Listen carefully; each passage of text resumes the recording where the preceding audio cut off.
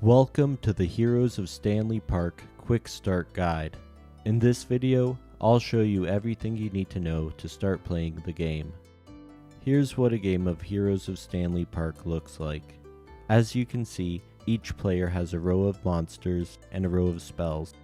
There's also a deck to draw from in the middle, and next to it a graveyard pile. To start the game, shuffle the deck and distribute 10 cards to each player. Players will choose 5 cards they want to keep, returning the other 5 to the bottom half of the deck. Then, each player rolls to see who goes first. Start each turn by drawing 2 cards from the deck. Then, you can summon 1 level 2 monster or 2 level 1s. When you summon a monster, you can summon it either face up in attack position or face down sideways in defense position. After summoning a monster, you can summon a spell face down or activate it immediately. If activated immediately, the card gets sent to the graveyard pile. After that, you can either attack or end your turn. Attacking isn't allowed on the first turn, so I'll end my turn. Subsequent turns operate the same way.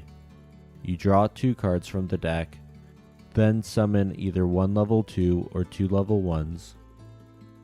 After that, you summon or activate a spell, and finally, you choose to either attack or end your turn. As you progress, you'll have the opportunity to sacrifice low-level cards for higher-level cards. For example, I have a level 6 in my hand I want to summon. On my next turn, I can summon another level 2 and sacrifice 3 of them for 1 level 6. The sacrifice cards get sent to the graveyard, and the new monster gets summoned in either attack or defense position. The idea is that over time, you reach the highest level monster by continuously upgrading. I just summoned a level 6, so I want to attack while I have the advantage.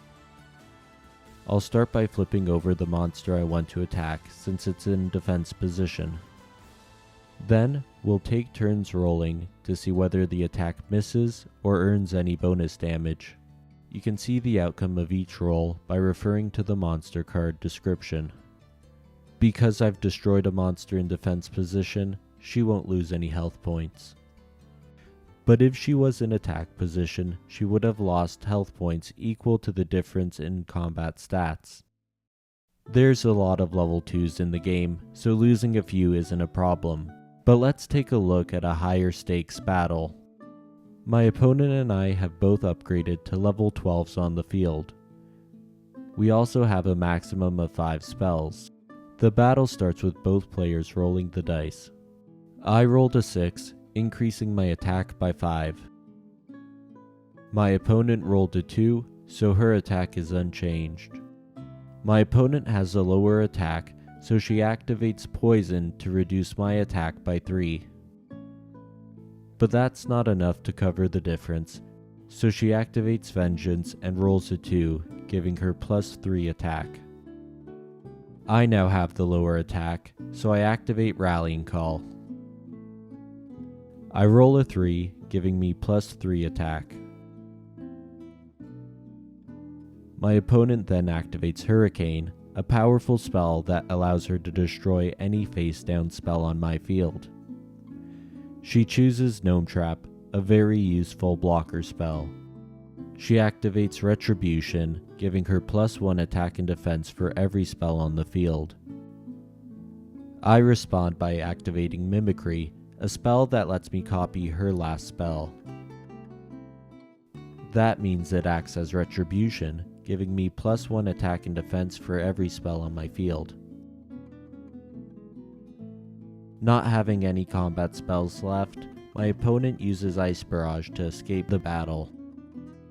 Ice Barrage also causes 4 damage to my health points, bringing my total to 26. It also freezes me for my next turn, so I can't attack. If that sounds powerful, it's because it is. Blocker spells are some of the best spells in the game, but there's only a few of them, so use them wisely. With the battle over, all used spells get sent to the graveyard. But what would this battle look like if my opponent hadn't used a blocker spell like Ice Barrage? Well, because my attack was higher than hers, her monster would have been destroyed and sent to the graveyard.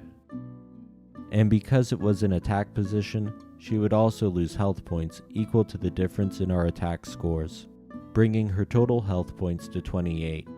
If her monster had been in defense position, it would have been destroyed, but she would not have lost any HP. Losing a level 12 can be hard to come back from, so at this point my opponent surrendered and we ended the game.